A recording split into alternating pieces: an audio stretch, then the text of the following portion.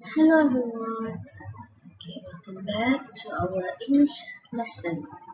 Okay, today we are going to continue our lesson on plural and singular, but we are going to learn how to use is and are with singular and plural. Okay,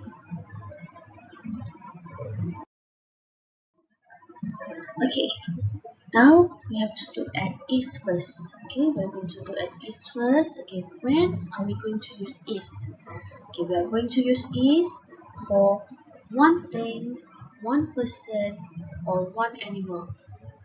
If you remember last lesson, I tell you that plural and singular can be used for thing, person, and animals. Okay, kalau ingat lagi yang kita belajar minggu lepas, singular dengan plural ni kita boleh guna pada thing, which is benda, person, orang, ataupun animal, binatang.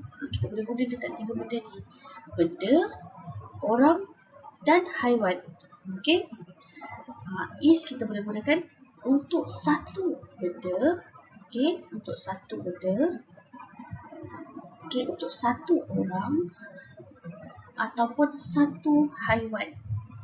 Itu guna is. Okay. Kita tengok are pula. Okay. Okay.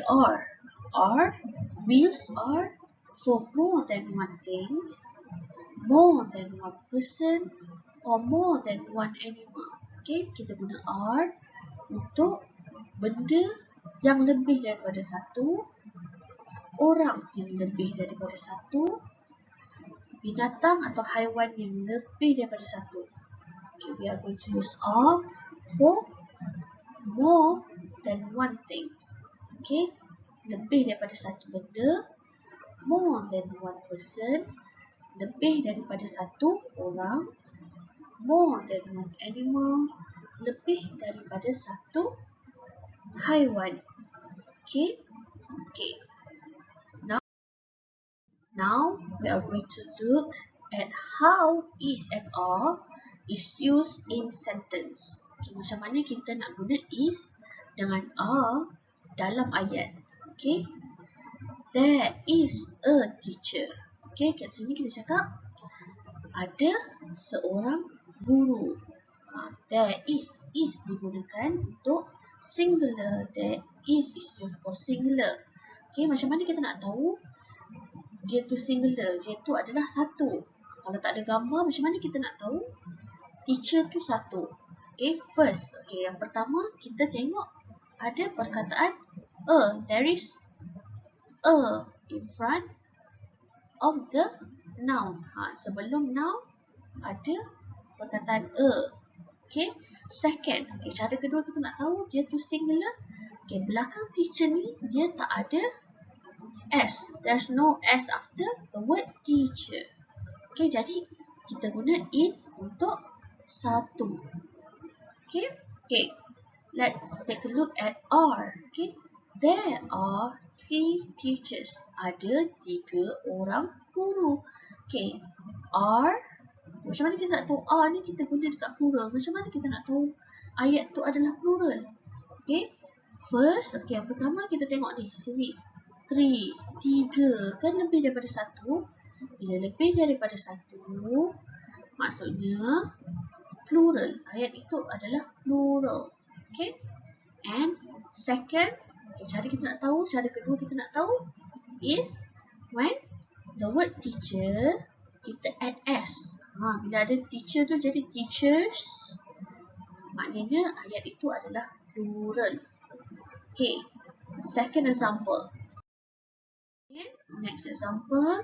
Okay, there is a child. There is a child. Okay, is, after is, we got a and child. Child kan untuk singular. Jadi kita dah tahu dah ayat ini ayat singular. Jadi bila ayat singular kita kena guna is. Okay. Okay, next. How are we going to use are? Okay, there are many children. Okay, jadi kat sini dia kata There are many children. Ada banyak kanak-kanak. Okay, jadi kita guna are because this sentence is plural. Ayat ni adalah ayat plural.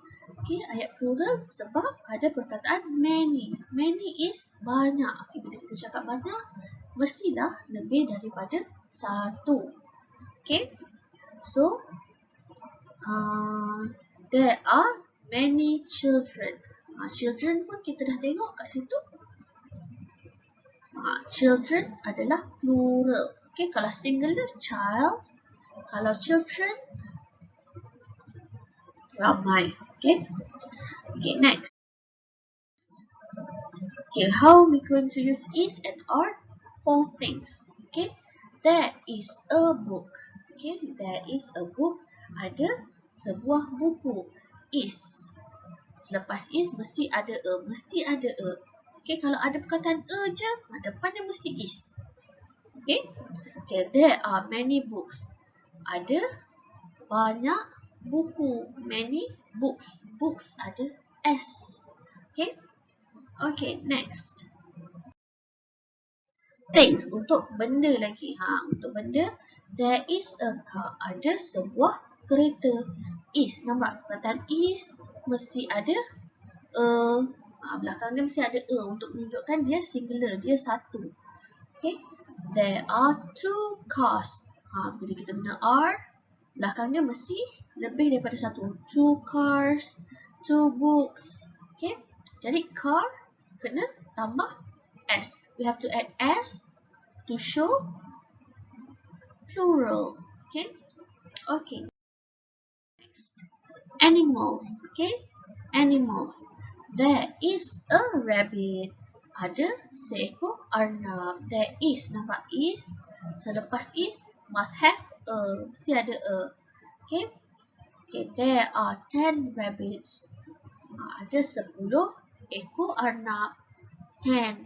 Okay, 10, 10 dan rabbits ada s. So this is a plural sentence. Kita kena guna are. Next, another one is, another example, there is a tiger. Ada seekor harimau. Okay, jadi we have to use is and a tiger. Okay, jadi menunjukkan ayat ini adalah singular. Mesti ada a tiger, a dog, a cat, a rabbit.